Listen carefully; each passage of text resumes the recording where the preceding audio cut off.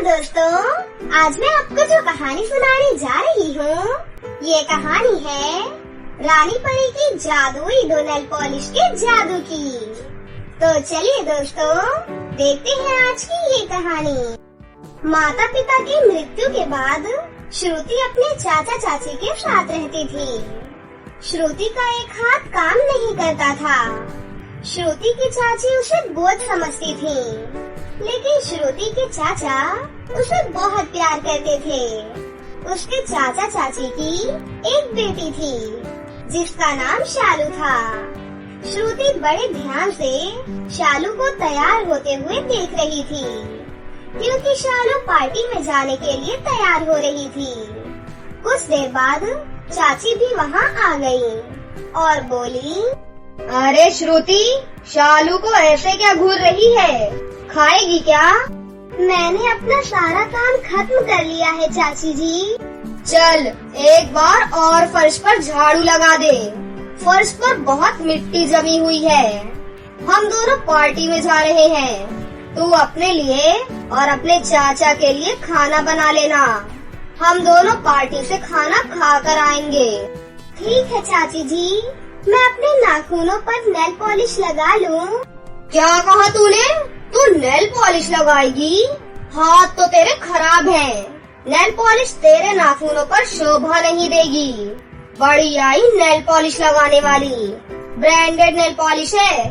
चल जल्दी से जा और अपना काम कर। चल शालू जल्दी से, पार्टी के लिए हम लेट न हो जाएं। देख श्रुति, हमारे जाने के बाद किसी भी मेकअप के सामान को हाथ मत लगाना, वरना इस बार और पिटाई हो जाएगी तेरी। चाची और शालू के जाने के बाद श्रुति अपने माता पिता की तस्वीर के सामने खड़ी होकर निराश मन से अपने माता पिता को याद करके कहती है, माँ, बाबूजी, आप लोगों के जाने के बाद से मेरी जिंदगी की सारी खुशियाँ चली गयी। मुझे आज भी याद है कि आप दोनों मुझे किसी भी चीज की कोई कमी नहीं होने देते थे। इतने में ही दरवाजे पर दस्तक होती है। श्रुति दरवाजा खोलती है और उसके चाचा दरवाजे पर खड़े थे। वो अपने चाचा के लिए पानी लेकर आती है। चाचा श्रुति के सर पर हाथ रखकर कहते हैं, क्या हुआ बेटी, उदास क्यों हो? कुछ नहीं चाचा जी, मैं खाना लगा देती हूँ। आप हाथ पैर धोकर आ जाइए। चाची और शालू पार्टी में गए हुए हैं। वो दोनों वहीं से खाना खा कर आएंगे। मैं तो जलेबी लाया था। अब इस जलेबी का मजा हम दोनों ही लेंगे। तुझे भी इन अपाहिज हाथों से क्या क्या करना पड़ता है बेटा। उसके बाद श्रुति और उसके चाचा जलेबी खाकर खाना खाते हैं। थोड़ी ही देर बाद चाची और शालू भी घर आ जाती हैं। श्रुति अपने चाचा से बोल ही रही होती है, चाचा जी, मुझे नेल पॉलिश लगाने का बहुत ही मन हो रहा है। मेरे लिए एक नेल पॉलिश ला दीजिए और एक हाई हील की सैंडल भी। श्रुति ये बोल ही रही थी कि तभी पीछे से चाची कहती है, बोल तो ऐसे रही है जैसे इसका बाप यहाँ कोई खजाना छोड़ कर गया हो। कुछ काम करना तो है नहीं, बस फरमाइश सुन लो इसकी। एक से एक है। आज के बाद कोई फरमाइश मत करना। 2 वक्त का खाना मिलता है ना, वही बहुत है तेरे लिए। हाथ तो चलता है नहीं। खराब हाथ पैर पर नेल पॉलिश लगाएगी महारानी। ऐसा क्यों बोलती हो भाग्यवान? ये भी तो हमारी बेटी जैसी है ना। बेटी तो नहीं है ना। चाची चाचा का मुंह बंद करवाकर वहाँ से भगा देती हैं, क्योंकि चाची के सामने चाचा की कहाँ चलने वाली थी। चाची श्रुति से बहुत काम करवाती थी। एक दिन काम करते करते श्रुति के हाथ से कांच का गिलास छूट गया और वो टूट गया। तभी उसकी चाची वहाँ आ जाती है। डायन कलमुही, ये गिलास तेरी माँ रख कर गई थी या तेरा बाप छोड़ कर गया था?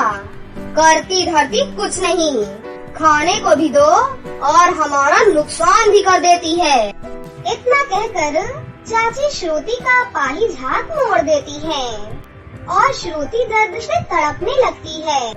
मुझे बहुत दर्द हो रहा है चाची जी, मेरा हाथ छोड़िए। निकम्मी हो गई है, तुझे ठिकाने लगाना ही पड़ेगा। इतना बोलकर चाची वहाँ से चली जाती है। रात को खाने के बाद जो भी कुछ बचता था वो श्रुति को दे दिया जाता था। श्रुति अपने माता पिता की तस्वीर के सामने खड़ी होकर जोर जोर से रोती है। मुझे आपकी बहुत याद आ रही है माँ, मुझे अपने पास बुला लो ना माँ, अब सहन नहीं होता। उस हादसे में मुझे क्यों नहीं ऊपर वाले ने अपने पास बुला लिया, क्यों मेरा हाथ अपाहिज कर दिया। लौट आओ माँ, पिताजी लौट आओ। तभी श्रुति के सामने एक सुंदर सी परी प्रकट हो जाती है, जिसे देखकर श्रुति डर जाती है। अरे डरो नहीं, मैं रानी परी हूँ। मैं जब यहाँ से गुजर रही थी तो मैंने तुम्हारे रोने की आवाज सुनी। बताओ तुम क्यों रो रही हो बेटा।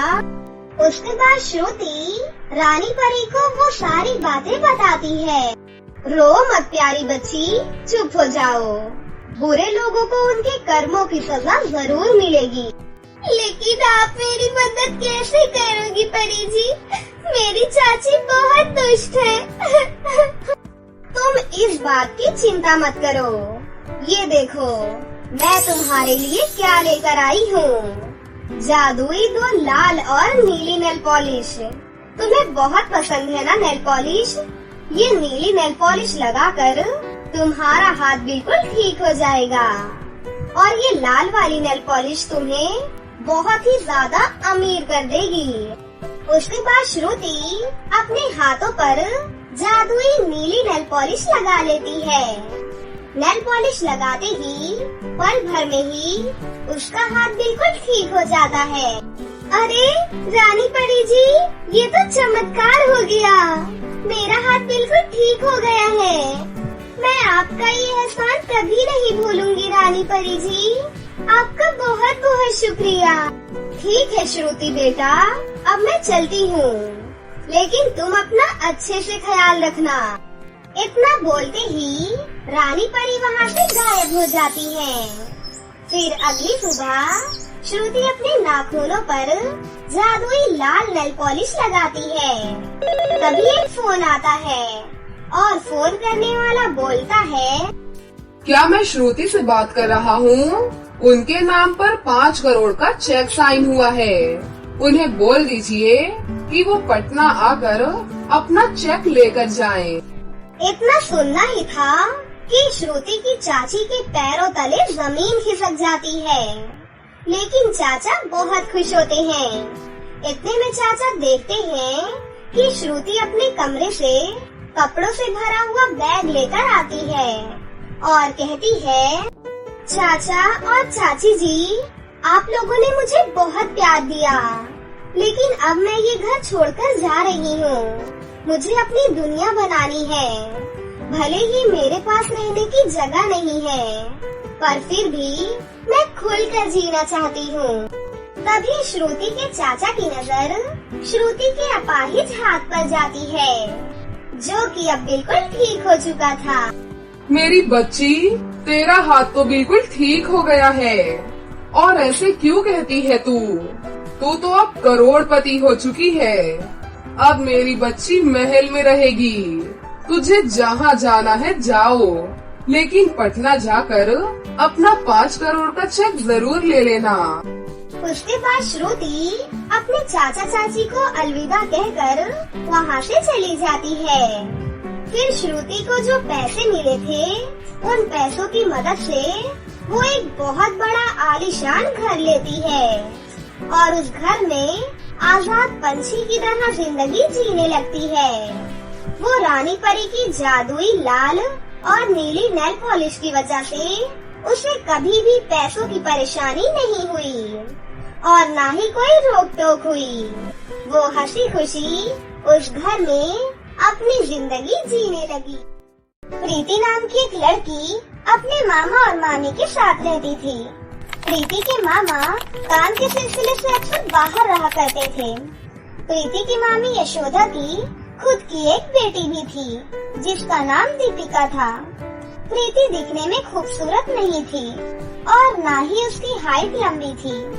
वहीं दूसरी तरफ दीपिका दिखने में भी काफी खूबसूरत थी और उसकी हाइट भी बहुत अच्छी खासी थी। दीपिका और यशोदा प्रीति को बिल्कुल भी पसंद नहीं करते थे।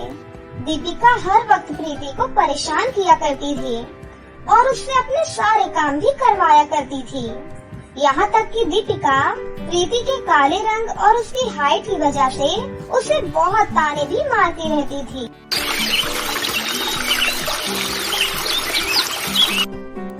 एक दिन प्रीति सारे कमरे की खिड़कियाँ साफ कर रही होती है, लेकिन उसका हाथ खिड़कियों तक सही से नहीं पहुँचता है और ये देखकर दीपिका उसका बहुत मजाक बनाती है। अरे 1.5 फुटिया, ये तेरे बस का काम नहीं है। अपनी हाइट देखकर ही काम किया कर। दीपिका की ये बात सुनकर प्रीति उदास होकर किचन में चली जाती है और वहाँ बैठकर रोने लगती है। तभी वहाँ पर उसकी मामी यशोदा आती है और बोलती है, मनहूस लड़की, रोना धोना क्यों लगा रखा है तूने? कुछ नहीं मामी जी, मैं काम कर रही थी तो मेरे हाथ में चोट लग गई। हाँ, फिर इतनी छोटी सी बात पर रो क्यों रही है? अब रोना धोना छोड़ और किचन की साफ सफाई करने के बाद खाना बना देना, क्योंकि आज मेरी बहन और उसका बेटा आ रहा है। ठीक है मामी जी, वैसे खाने में क्या बनाना है?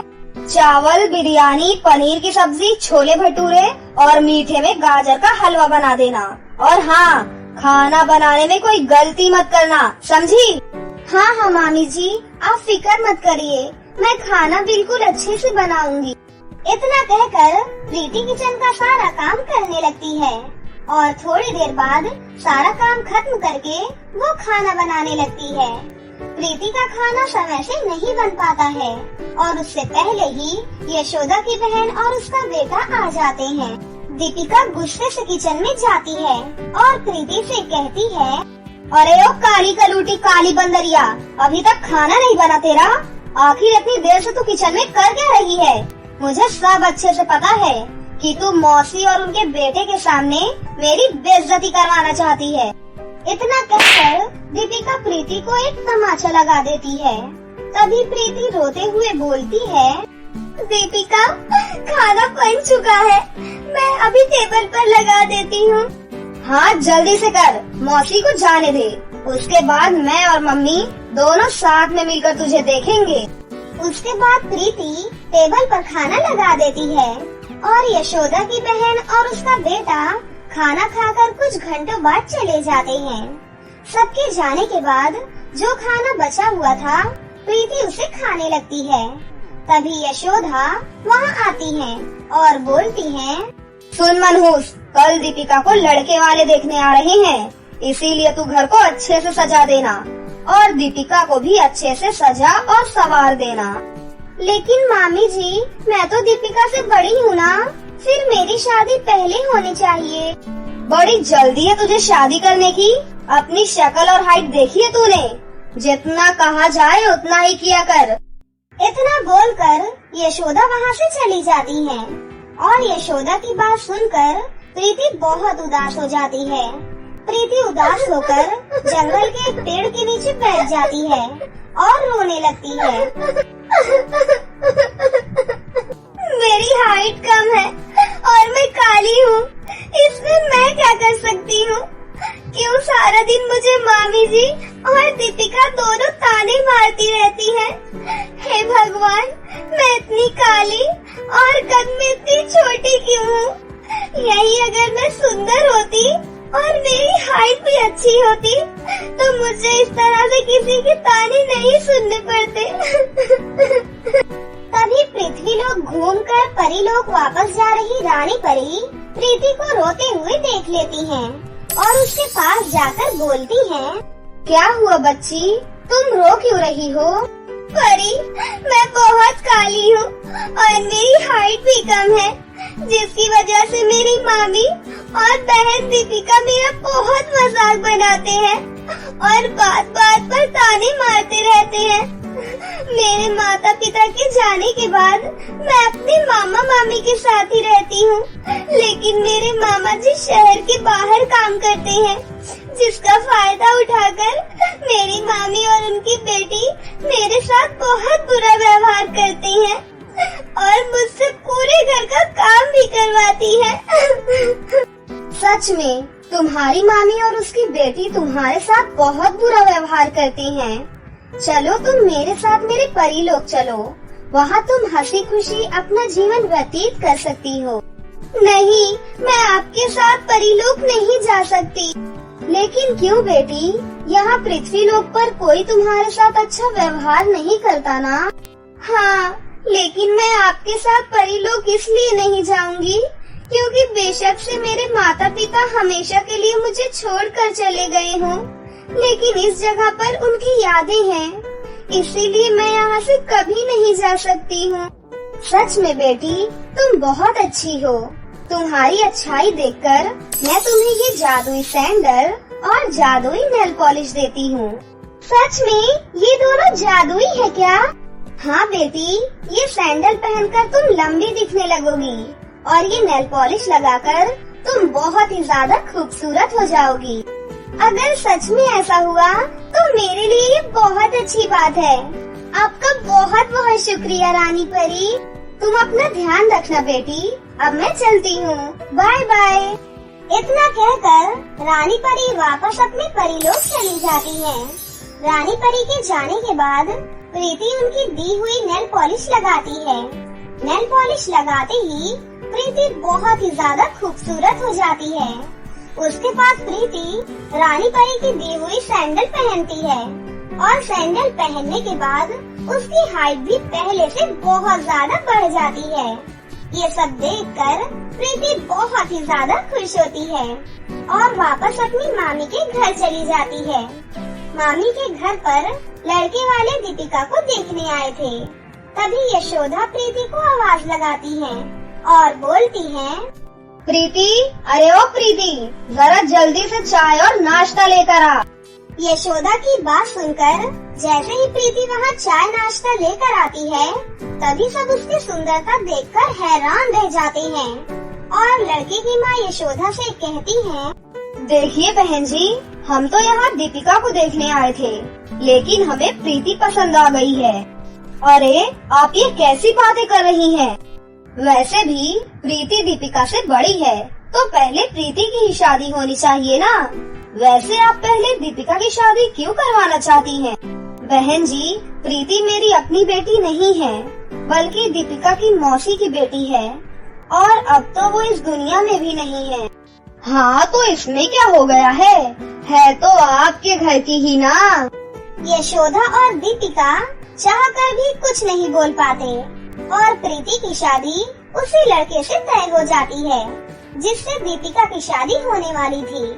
लड़के वालों के जाने के बाद यशोदा प्रीति से कहती है, प्रीति, आखिर ऐसा क्या किया तूने जो एकदम से तेरी काया ही पलट गई? कहाँ तू काली कलूटी और नाटी थी और अब इतनी लंबी और सुंदर हो गई, आखिर कैसे?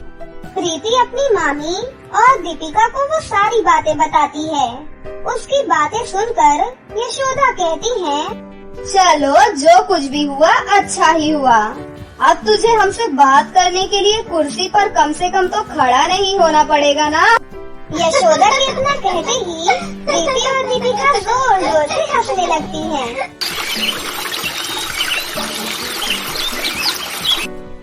कुछ महीनों बाद प्रीति की शादी हो जाती है और प्रीति अपने ससुराल में अपना जीवन हंसी खुशी गुजारने लगती है।